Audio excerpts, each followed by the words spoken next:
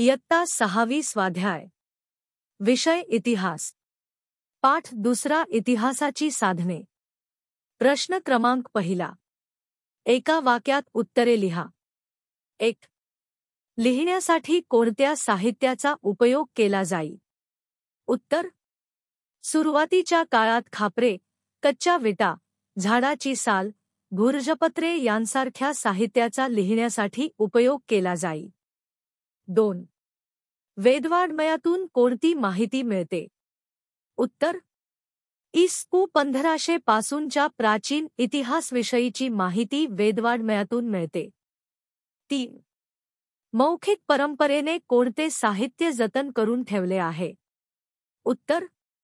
मौखिक परंपरेने ओव्या, लोकगीते, लोककथा यासारखे साहित्य पिढ्यानपिढ्या जतन करून ठेवले आहे. प्रश्न क्रमांक दुसरा.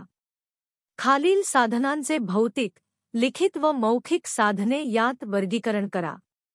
ताम्रपट, लोककथा, मातीची भांडी, मणी, प्रवासवर्णने, ओवी, शिलालेख, पोवाडा, वैदिक साहित्य, स्तूप, नाणी, भजन, पुराणग्रंथ. उत्तर. भौतिक साधने. मातीची भांडी, मणी, स्तूप, नाणी. लिखित साधने. प्रवासवर्णने, शिलालेख, वैदिक साहित्य. मौखिक साधने. लोककथा, ओवी, पोवाडा, भजन. प्रश्न क्रमांक तिसरा. पाठातील मातीच्या भांड्यांची चित्रे पहा व त्यांच्या प्रतिकृती तयार करा. उत्तर.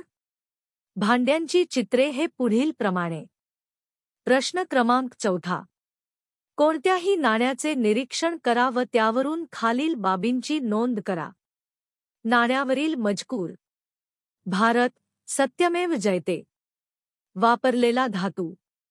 Stainless steel. नाण्यावरील वर्ष. 2013. नाण्यावरील चिन्ह. स्तंभशीर्ष.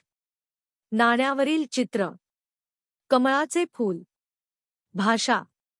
मराठी, इंग्रजी. वजन. 6 ग्रॅम. आकार. गोल. किंमत. 2 रुपये. प्रश्न क्रमांक 5. कोणकोणत्या गोष्टी मौखिक रूपाने तुमच्या स्मरणात आहेत? त्यांचे गटात सादरीकरण करा. उदा. कविता, श्लोक, प्रार्थना, पाढे इत्यादी. उत्तर. श्लोक. मना सज्जना भक्तिपंथेची जावे, तरी श्रीहरी पाविजे तो स्वभावे. ज्नी निंद्य ते सर्व सोडूनी द्यावे, ज्नी वंद्य ते सर्व भावे करावे. नको रे मना क्रोध हा खेदकारी, नको रे मना काम नाना विकारी. नको रे मना सर्वदा अंगीकारू, नको रे मना मत्सरुदंभ भारू. मना श्रेष्ठ धारिष्ठ जीवी धरावे, मना बोलणे नीच शोषित जावे.